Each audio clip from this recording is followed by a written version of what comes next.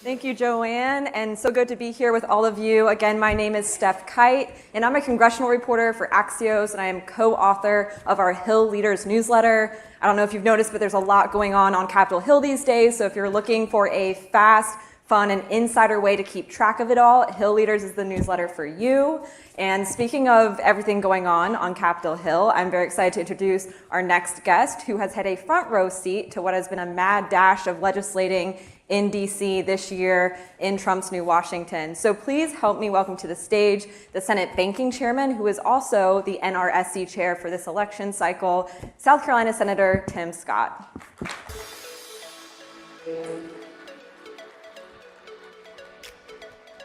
Steph? Great, thank you, Senator. How are you? I'm doing fantastic. How are you? Great, so good to be here with you. Thanks for taking the time. Yes, ma'am. This event is all about looking forward to big changes in industry, changes in policy, and your committee, the Banking Committee, recently voted to move forward on two pieces of legislation that could have big impacts in the crypto industry. Those are the Genius Act and the Firm Act. Yes. Can you give us a smart brevity look at why these two bills matter? Well, I think stablecoins is, if you think about it from a guy who's 50 plus years old, stablecoins is like having a traveler's check on blockchain. And so it creates access across the world, and it also democratizes in a powerful way. So as a kid who grew up in poverty in a single parent household, I always think about how important it is to make it easier for single mothers and people struggling to reduce their costs and have greater access. And the faster we get there, the easier it is for the average American to live their version of the American dream. And so the stablecoin legislation just takes a leap in that direction. The Firm Act is very different in that so many, I think about the Firm Act as a way of us addressing the issue of modern day redlining. As a guy who grew up in the Deep South, I remember the days, and frankly not that long ago, when there was redlining. Some places would not bank you because of what you look like.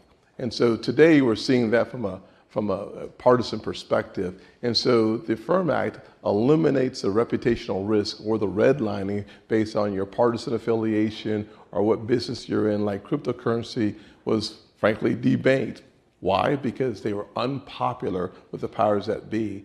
And if you look at the current regulatory regime, thankfully, Rodney Hood, the current comptroller of the OCC, has said yes and amen. So he too has eliminated the reputational risk. And we're seeing the same kind of action now moving throughout the regulatory framework, which is great news that those folks in charge are purging from their docs the ability to use reputational risk to debank people they don't like or industries they don't like. So really good news moving forward.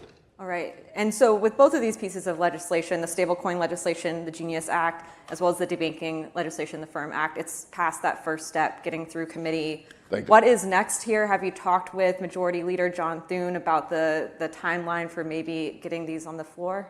Yeah, the good news is the stablecoin legislation, the Genius Act, is a bipartisan piece of legislation. I want to give a shout out to Senator Also Brooks from Maryland. She has done a fantastic job of working with us to make sure that it fits the code for us to have 60 votes, because in the Senate, of course, we still have the filibuster, thank God, and that requires us to work in a bipartisan fashion if we want John Thune to take our legislation seriously. And fortunately, he is taking it seriously, and he's excited about taking banking priorities and products onto the floor. So I'm very optimistic that we'll see that on the floor sooner than later.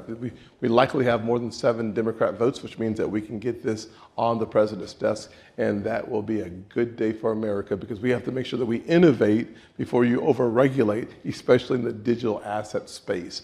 And the faster we get that done, the more likely we are to have more people in this country living their version of the American dream. So it's exciting news. So that stablecoin legislation you are expecting to move on the floor Yes. in the near future? Absolutely. Any timeline more specific? Couple weeks? Coming Yeah, months? you know, specificity is not always your friend, so I'm going to leave it right there. Fair enough. Who knows when the floor is one of those creatures where you want your legislation up there.